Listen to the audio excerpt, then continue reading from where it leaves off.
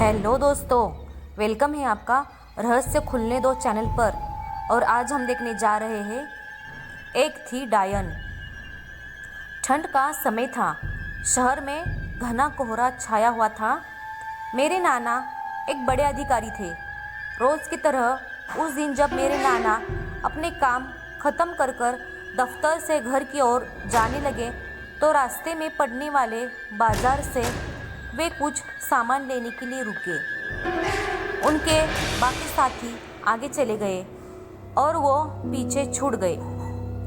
सामान लेते लेते उन्हें टाइम का पता ही नहीं चला और जब नाना जी ने अपनी घड़ी देखी तो टाइम देखकर उन्हें लगा कि आज घर पहुंचने में बहुत देर हो जाएगी।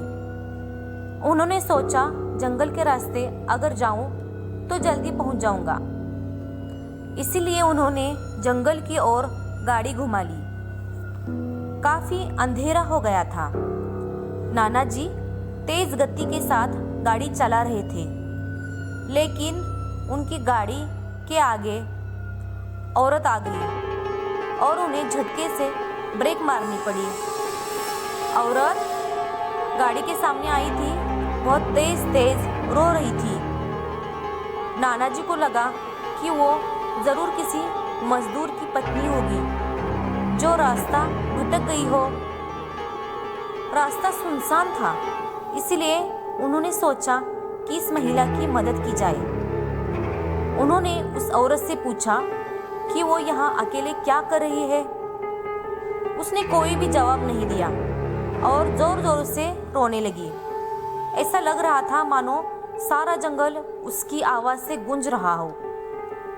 नाना जी ने पूछा कि उसका घर कहाँ है, तो भी वह कुछ ना बोली। नाना जी ने उसे बोला कि तुम मेरे साथ मेरे घर चलो, सुबह तुम्हें तुम्हारे घर छोड़ दूंगा। वह नाना जी के साथ चलने लगी और गाड़ी के पीछे वाली सीट पर बैठ गई। रीति रिवाज के कारण उसने अपने सिर पर घूंघट डाल रखा था, जिसकी वजह से उसका चेहरा छिपा हुआ था। गाड़ी पर सब नाना जी का इंतज़ार कर रहे थे। जैसे गाड़ी की आवाज़ आई, सब भागकर इकट्ठा हो गए। जब उस महिला के बारे में घर में पूछा गया तो नाना जी ने सारी कहानी बताई। नाना जी ने कहा, आज खाना यही बना देगी। लेकिन मेरी माँ को उस महिला पर शक गया। उन्हें लगा कि ये कोई चोर है जो घर का सामान चुरा कर भाग जाएगी। माँ ने उसे रसोई में जाकर खाना बनाने को कहा।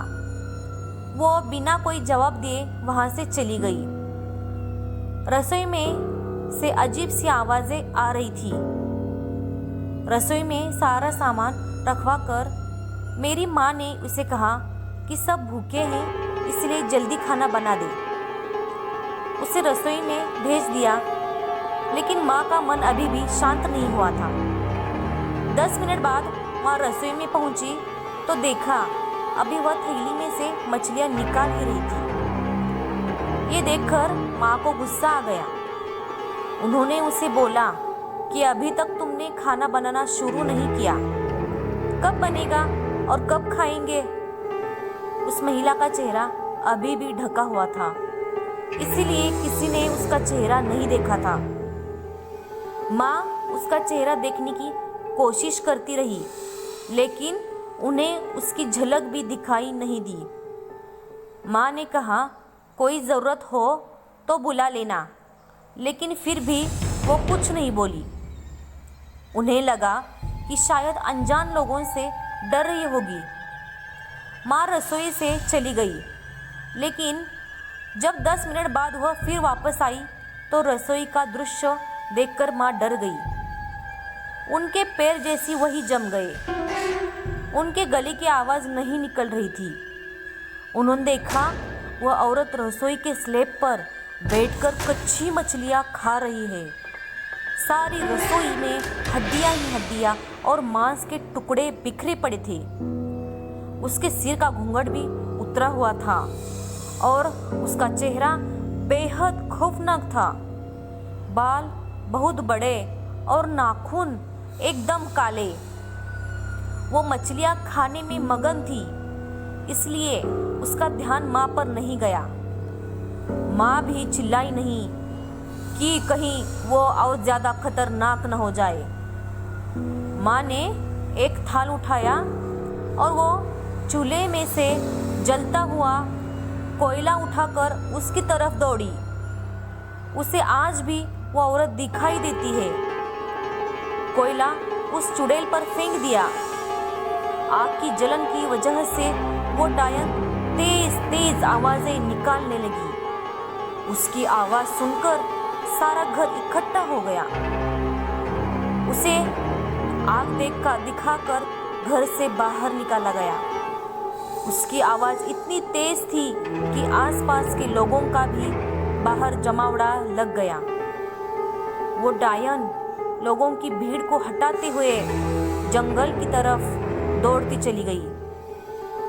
सारे लोग डर के मारे कांप रहे थे और मेरी माँ की हिम्मत की दाद भी दे रहे थे कि अगर इन्होंने सही समय पर कोयले से उस डायन को भगाया नहीं होता तो न जाने क्या हो जाता। दोस्तों, आपको हमारी इस डायन की कहानी कैसे लगी हमें कमेंट करके ज़रूर बताइएगा। हमारे इस कहानी को, हमारे चैनल को लाइक, सब्सक्राइब और शेयर ज़रूर करिएगा। फिर मिलते हैं और एक अच्छी कहानी के साथ अगली वीडियो में।